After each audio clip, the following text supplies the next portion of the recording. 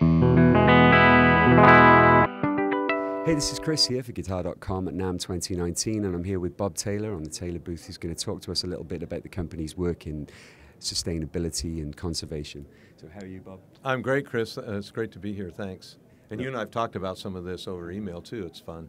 Yeah, definitely. So I guess just to give people who, for the sake of the uninitiated, where are Taylor at as we come into 2019 in terms of the projects in Cameroon and in Hawaii? Well, in Hawaii, that's going fantastic. We've acquired property of our own, a piece of property that we're going to reforest. We'll put 150,000 trees on that in the next, 8 years it's going to take to plant it out. We have many projects going on other people's land where we're taking down dead and dying trees and do reforestation as we leave, so we're restoring a lot there. That's great, and that's also supplying the koa for our koa line, which we have our customers have a great hunger for koa, so we feel that we're doing this in a really great way. And now we're in the 7th year of our project in Cameroon, so the mill is going well. We're supplying really, when we talk about the wood, we're supplying the things that you need to hit on is the legality, the ethical and the moral portions of that, how people are treated, are they making a living? So this type of thing is going well. And on the side of that, we have what we call the Ebony Project, and that's a huge amount of science. I've combined with UCLA to do this, and they're providing a lot of the backbone of this in Cameroon, and we're doing another great planting. In fact, in a couple months from now, in April 2019, we'll be planting our biggest planting yet. About 3,000 trees will get in the ground, Yeah, well, I guess things that people might not realize are that it's not just about planting trees, it's all the infrastructure around it and making sure that, the people who are working on those plantations, are well paid and, and because I guess you have to integrate into the economy in the local area, Yeah, so if you go out into forest areas, the best thing you can do to reforest is do what we call agroforestry. So instead of just trying to put back a forest that had already been cut down or had been devalued, the best thing is to teach people how to grow the crops that they can either eat, trade, or sell. Because you're talking very primitive places, right? No one there makes a wage. There's no one there paying them. They make something, they sell it. The quickest way, the most efficient way, is to grow food and put it in your mouth. Now, there's no middleman in there, right? And so you do that, and then when you have excess for that, you begin to trade it with other people, and when you have excess from that, you can sell. Then you can even put cash crops in, like coffee or cacao or plantains or these types of things. And so we're giving them the knowledge of how to do this whole thing. So they have work that they can do where they get payback in food and money, and meanwhile the ebony trees are growing up. We actually pay them to care for the ebony trees for the first 5 years.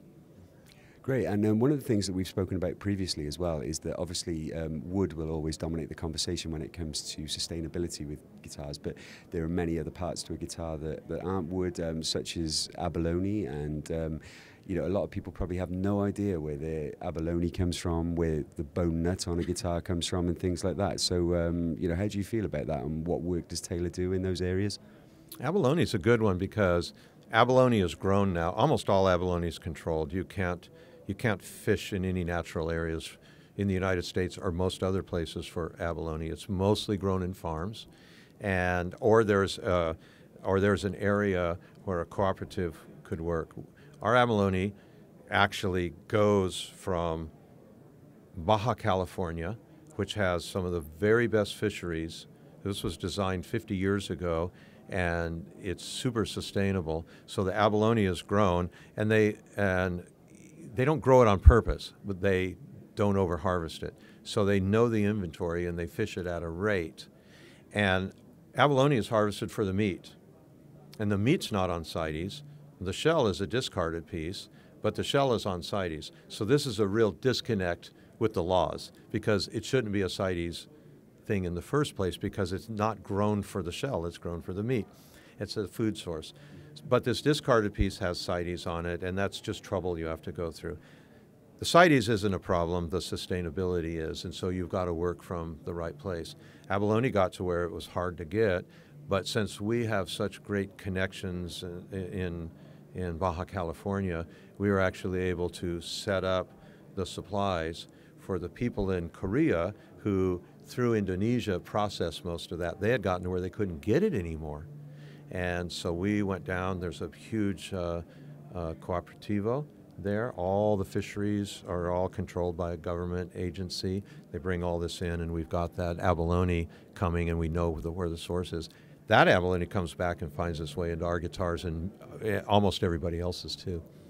That's great. And one final question before we wrap up, and it's really about how, I guess, you kind of reconcile what's going on in terms of the environment and the current American government's attitude to the environment with the work that you're doing, because it must seem sometimes like you're pulling in the opposite direction to the current administration. Yeah, I think that what's happening in the news and what's happening in real life is two completely different things. And I don't even feel like I'm pulling in a different direction. I feel like I'm just going my direction. And kingdoms come and kingdoms go. We know that.